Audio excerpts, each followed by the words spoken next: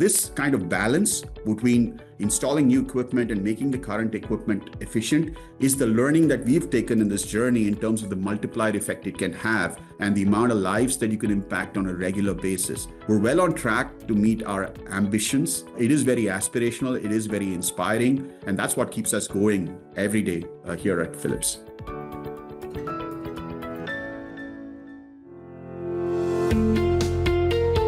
Hello and a warm welcome to a very special podcast series, Unusual Suspects. I'm your host, Gaurav Chaudhary. This is a series about unraveling stories of entrepreneurs, investors, professionals, and philanthropists who are disruptors, yet not in your face. Their disruptions have consistently delivered on the purpose and the mission they've embarked on. Their values are as strong as the mission. While they're ruthless in pursuing their ambition, they don't stray from being leaders who are not just admired for the vision and relentless pursuit, but also for how they're building an ecosystem of believers who consistently push the boundaries. In each episode, I speak to one such leader, talking to her or him or them about their businesses, lives, inspirations, interests, challenges, pivot moments, and turning points, successes, and of course, the little joys of life, business, and work. Unusual Suspect streams on Earshot.in, Spotify.com, Apple Podcasts, YouTube Podcasts, MoneyControl.com, and a host of other podcast streaming platforms and directories.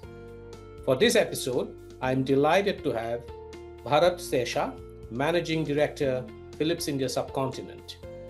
We would get down to discussing the company's plans for India in 2025, Philips's unified vision, the company's commitment to integrating its diverse capabilities to deliver innovative healthcare solutions, and of course, better care for more people. Welcome to the show, Bharath. Delighted to have you. Thank you so much for having me, Gaurav, and it's a pleasure and an honor to be here and share the journey of Philips with your listeners and you.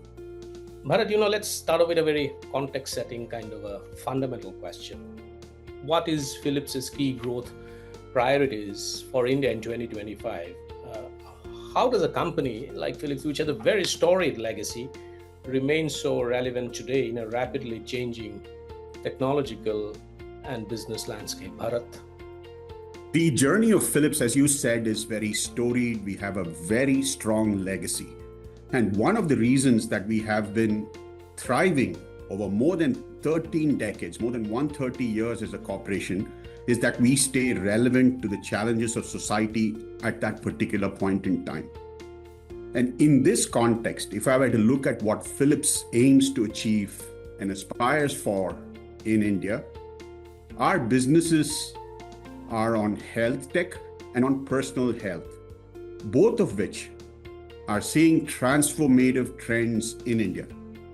If I talk about the health tech space, the movement of innovation in the health tech space from what essentially was about the hardware, about getting better images, making sure that we get better information to a doctor or a surgeon. Now that is increasingly being complemented by literally out of the box, which means technology is not only confined to the space of the equipment, but increasingly becoming an enabler via tools like AI to provide better clinical outcomes for patients. At Philips, this is integral to what we do. This is kind of the pivot that we have done over the last few years, and I'll talk about particularly India in a minute, where we increasingly bring innovations to the market that provide better care for more people. In India, particularly for Philips, we are now in our 97th year in India. So we're going to reach a century in 3 years. I grew up with the Philips brand. Many of us did. And it meant different things for different people. But the underlying feeling, emotion that the brand evokes is one of trust, is one of being there with you through the journey of life. And today, in the medtech space, Philips does the same by bringing these innovations to provide better patient outcomes, provide better information for clinicians to provide those outcomes. And why is India important in this context, and how our plans are for India are anchored on a few key themes. First and foremost, we see India as the center of our innovation, particularly to do with software and AI. Our footprint in India, be it in our healthcare innovation campus in Pune or the Philips Innovation Center here in Bengaluru, both of this are providing innovations for the world currently. 1 in every 2 Philips equipment that is being sold across the world has innovation that has been developed and implemented in India. So the angle of bringing world-class innovation is something that Philips has focused on in India, and we made significant investments towards that over the last few years. We're also a leading player in both the personal health space, but also in the medtech space in India, across the various products that we bring. And our market leadership is based on the fact that we always bring innovations that keep the patient in mind. So in this ecosystem of innovation, of manufacturing, which we do in Pune, and of making sure that we keep the patient at the front and center of what we do, that ecosystem is what drives our aspirations and our plans for India for this year and beyond. Thanks, Bharat, for setting the context and also the roadmap of what Philips India looks at India from this year's perspective and beyond in the medium term too. But my next question is about the technology space, particularly medtech, and it's a rapidly evolving landscape, particularly with what's happening in the world of artificial intelligence, etc. Given the competitive healthcare market, how does Philips differentiate itself from other medtech players? Because the market is getting crowded, isn't it? Yeah, Gaurav, indeed, the market is getting intense. However, we believe, and we have proven through our success, that there is always a pull for products that lead to better clinical outcomes, better patient-centric care. Let me explain that with a few examples. If I were to look at healthcare space in India, and I'm setting the context so then we can understand a bit of why Philips is focusing on what we are focusing on. In India, today, the biggest challenge we have as a society, as a country, is access to healthcare. And there are studies that talk about potentially 30 to 50% shortage of certain key scanning and imaging equipment that could come true if we don't act now in the years 2030, 31. Now, there are 2 ways to address this challenge. One is to invest in bringing more of these equipments across the country, which is absolutely a must do. And we're partnering with the government, with private institutions, with other initiatives to make sure that we provide that access in terms of the availability of equipment. But equally important, and in some ways, which is quicker to solve, is to make sure the existing infrastructure, the existing equipment is able to provide access to care to more people. Let me make that very specific. If there is an MRI machine which can scan 5 or 6 more patients a day than currently it does, that is providing access to care for 5, 6 more people every day in every machine that is installed across the country. Philips' innovation capabilities are basically focused on doing that, in addition to other things that we discussed. So one of our innovations, we call it Smart Speed, basically ensures that you can position the patient quicker, get an image that is better and quicker, enabling 5 to 6 additional scans per equipment per day. Now, this differentiation is what we take to the market. Again, very patient-centric, very centered on how does it provide better information to a clinician to give better care to the patient. We believe this differentiation, the capability to look at it from that perspective and come with innovations that make this happen, gives us the differentiation to compete in this market. And one of the things that I've learned talking to multiple customers across the country and partners is there is a value for differentiation that our customers are willing to pay. There is a value that they see when they see something that provides better clinical information or better patient outcomes. And that's how we are able to be successful. We focus on patient centricity. We focus on innovations that make sense for the patient and the caregiver. And that enables us to differentiate us and be successful in this market, even in spite of the increasingly intense competition that we are seeing. Bharat, you talked about MRIs, and from helium-free MRIs to portable imaging devices. You have Philips has launched some cutting-edge technology in India recently, and you allude to it in the immediate response now. And these are trying to solve some very fundamental problems, as you said, that if MRI machines are able to actually address and carry out images of multiple patients, just more than, not just one, then it solves a fundamental problem.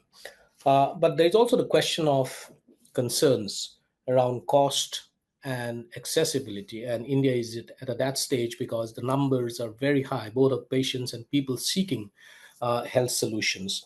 Uh, how do you ensure these innovations actually don't end up widening the gap, and rather close it?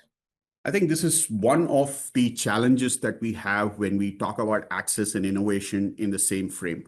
However, the solution to it is also in that question, which is increasingly talking about the concept of cost per scan. And when I talk about this to our partners and our customers, this gets a lot of traction these days. What do I mean by that? The sticker price when you buy a piece of equipment is very relevant for that one-time transaction. However, on a day-to-day use of the machine or the equipment, the number of patients that you're scanning, the capability to use that equipment for longer periods of time, all of these matter. And you talked about the helium-free, Gaurav, and this is something that we are really proud of because helium is not an infinite resource. Helium is not being produced organically, so it is something that is a finite resource that's available currently for us. And helium has many applications, and one of the applications in the medical tech industry is it's a cooling used in the magnets for the MRI. The whole concept of what we developed, we call it the blue seal, which is basically to make sure that we don't need to refill the MRI with helium every time the helium runs out. That concept also is anchored on the fact that we have to provide access. Now, I'll explain that. When you go to a tier 2, tier 3 city, the cost of the equipment is one factor, but every time you have to refill the helium, and helium prices are very volatile, or because you have to refill the helium, your machine has to be down for X number of days. All of this matter when you talk about access to care. The fact that Blue Seal doesn't need to be refilled with helium is much lighter than the existing MRI, which has got helium in it. All of this makes a difference. And increasingly, we find that when we talk to our customers about cost per scan, about the capability to provide effectiveness and efficiency, effectiveness in terms of the image quality, which is world-class, and efficiency in terms of the number of people that you can scan through the equipment. Both of these matter. And in a price-sensitive market, and India will always be price-sensitive. I mean, we don't have any illusions about that. However, we feel the conversations that we are having with our partners and our customers, which move the conversation away from a one-time cost to an ongoing efficiency, that transition is what we're bringing to the market, and we find a lot of traction with multiple customers and partners on that. Gaurav? Bharat, the Philips Innovation Campus in Bangalore has about 5,000 engineers and clinical experts working together. What are the kind of solutions that are coming out of this campus? So I alluded to a couple of them. One of the proudest things that we have for Philips in India is the fact that every business that we have globally, every function that we have globally is represented in India. And every business has R&D innovation centers that are in Bangalore or in Pune. Now, I alluded to the smart speed innovation on the MR. I alluded to the fact that we had this helium-free developed. We also have something called the precise imaging, which is used in your CT equipment. Now, one of the things that we find when patients go through a CT scan is the positioning of the patient is very important. And typically, when a patient is already under stress or trauma, and you move them to a CT machine, and you're trying to position the patient in a manner that you get the right image, is a very stressful exercise. And we looked at it from the patient's perspective and said, how can we minimize the trauma, the stress a patient has who's already coming there with stress, to ensure that we get the same high quality images without stressing the patient as much. And we have what we call the precise suite of images, which is basically AI positioned cameras that correct for patient height, weight, and other movements the patient may do, and ensures there is no compromise on the image quality because the patient is under stress. Now, this is one of the innovations that we developed exclusively here in Bangalore. We also working on a bunch of innovations on ultrasound equipment in Bangalore. Now, ultrasound, particularly when it's used for heart scans or cardiac purposes, Philips is a market leader by far. And that is because we are able to get very, very clear images using our technology, which is built on our ultrasound machines. Another great example that we have developed here in Bangalore is to do with the probes that people typically are put into people's system through their throat to get the images. Now, one of the biggest difficulties that we experience is patients find difficulty in taking a probe that is thick, right? We all gag, that's a natural reflex. We've developed probes that are 1/3 the width, which makes it much easier for the patient to have that probe in their system, for the doctor to get the right images to be able to treat precisely. Just a few examples that I shared with you, Gaurav, and there are many more such inspiring examples that we work on a daily basis here in Bangalore. And again, just to re-emphasize, if you could hear me, all the examples, state all the examples, you would see they start with patient. They start with what does it do for the patient, and then we develop it. So I'm very excited, and we do many of these things on a continual basis. And there is more on the anvil that will come in the coming days. It's interesting, Bharat, that you talk about patients and the patient centricity in Philips's attitude and approach towards problem solving, particularly fundamental health problems. That is a good segue for me to come into the next question, which is about Philips' commitment to improving 2.5 billion lives globally by the end of this decade, by 2030, which includes about 400 million people in underserved communities. That's quite ambitious, isn't it? How are you tracking progress, for instance, and what's been the most surprising learning from this journey so far? It is a very inspiring purpose. And I think at the beginning of the podcast, you had alluded to the fact that purpose drives a lot of the people that you're talking to. And I can say very clearly that that's the purpose, that's the North Star that drives all of us here at Philips. It is a very inspiring purpose because we're talking about making people's lives better care for more people, as we say. We have a very clearly listed way in which we track the impact we have on people's lives. This is reported in our public forums. It's reported in our annual report. So we're very rigorous about measuring this because this makes a difference. Now, some of the surprising learnings that we've had when we've been on this journey is the multiplier effect. If we are able to get an innovation out in the market that provides the effectiveness and efficiency, then we see that number multiplies very fast.